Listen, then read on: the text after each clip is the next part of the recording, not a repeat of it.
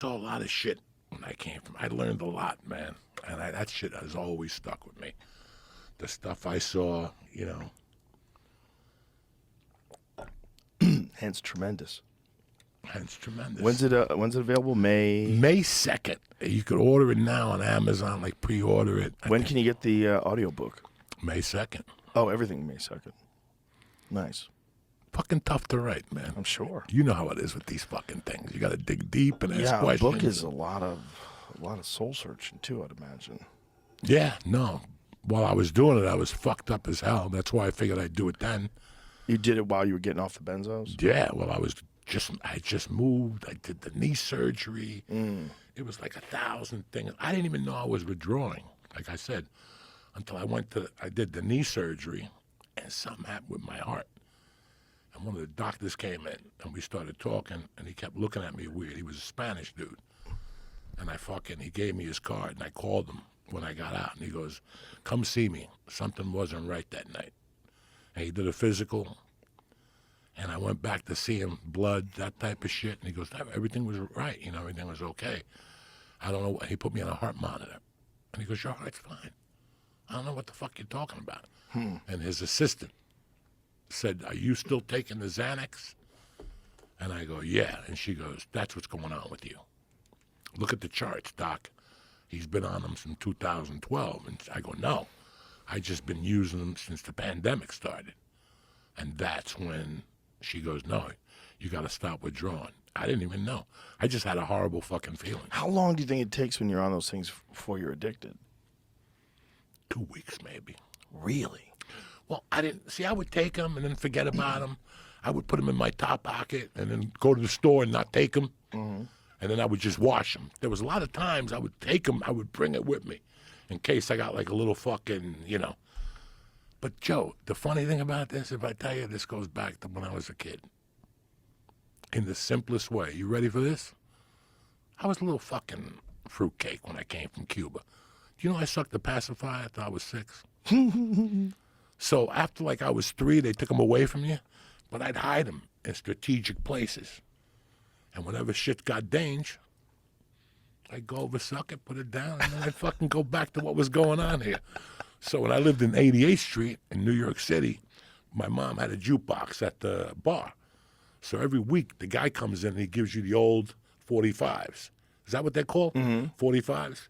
So I don't know what they were. They were all different types. Spanish music, black music, rock music. My mother had a great taste in the jukebox.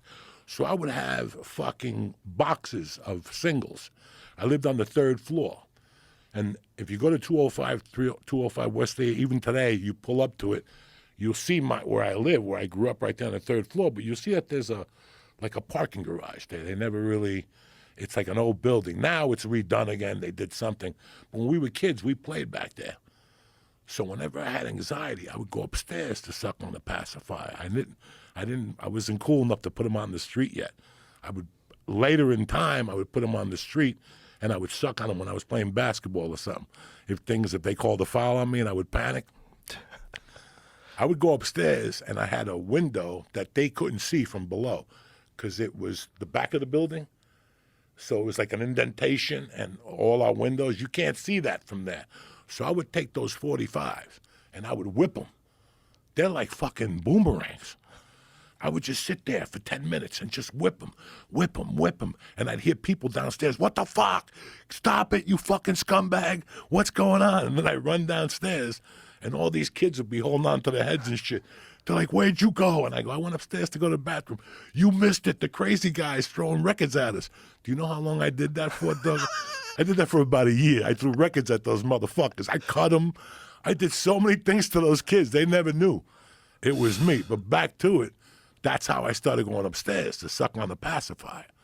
So I always had something. You know what I'm saying? I always had my little... You wanted something to help you out. I always had something to smoothen the humps and the bumps. I didn't know that shit existed. I ate those when you did coke. When you do coke, that's when people give you those things. Oh, you're going to have a hard on, take 2 of these and you'll get a hard on, you'll fall asleep. I never knew they were treated for anxiety or whatever. Fuck, who gives a fuck when you're on the street doing drugs, what they're treated for? There's a lot of people with anxiety. That's the problem. And getting off of that seems like it's one of the worst things to get off imaginable. No, man, because now I deal with it's so funny. No, I'm talking about the withdrawal, the shit you went Oh, through. the withdrawals are horrible. But it's funny now when I do shit, I always remember. Like I had to do something in the city a couple of weeks ago. I had to go for an audition. As I was putting on my suit, I go, insert Xanax now. This is when I would be putting the Xanax. My anxiety would start creeping up on me. I'd lose my breath, like my breath would go away from me.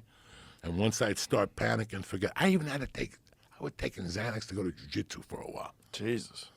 Because of my anxiety in jiu-jitsu. Now I have no anxiety in jiu-jitsu. Now I go to jiu-jitsu, I just get beat up. That's it. It's great. I go in there and I breathe. It's fantastic. So you have to work at anxiety. You have to really breathe. I did a lot of breath work. I slept a lot. I went back to my Boulder roots and I meditated a little bit, which helps. I don't get on the computer in the morning anymore. That helps you a lot? I fucking get a cup of coffee and I sit on my balcony. I look at the mountains for 20, 30 minutes. We're in no rush. We got nowhere to be. I do a little grateful shit, what I'm grateful for. I pray for you. I pray for my friends. You know, I don't pray, but I hope everything's all right, Yeah. you know. You know, I'm Cuban. I got my little faults, but I'm still like that Boulder Buddhist shit has always... I can't cop to being a Buddhist, but sometimes I think about it, you know. So before I do anything, I make sure I'm good in the mornings. I'm grounded. I used to get up and go around the fucking computer and start doing bong hits. That ain't gonna do nothing. Come on, man. Come on, man. You can't do that shit. You can't do it. Yeah. And this is what you were saying before. As you get older, you start learning You learn more about what yourself. works, and you try to share it with people. Yeah. You know, you're like, listen, man, don't get up anymore and put that TV on. And don't get up and open that fucking computer. Save yourself. I realized something else. For the last year, I've been eating a fruit bowl for breakfast. Every morning. It's raspberries, bananas, pears, cherries, whatever. Whatever I could get on. Guess what now? I don't need sugar at night. Is that the weirdest thing? Even when I can smoke 15 joints. I don't need sugar at night no more. Because I got rid of that sugar crave in the morning, I think. I don't know. Well, it's definitely the healthiest way to get sugar. I don't know. I don't think anybody says fruit's bad for you. If they do, it's like, for who? Yeah, fruit. Fruit's great. Listen, if you take 22 aspirins a day, you're going to die. But Yeah. one aspirin ain't going to fucking kill you. Yeah. 2 apples ain't going to fucking kill you.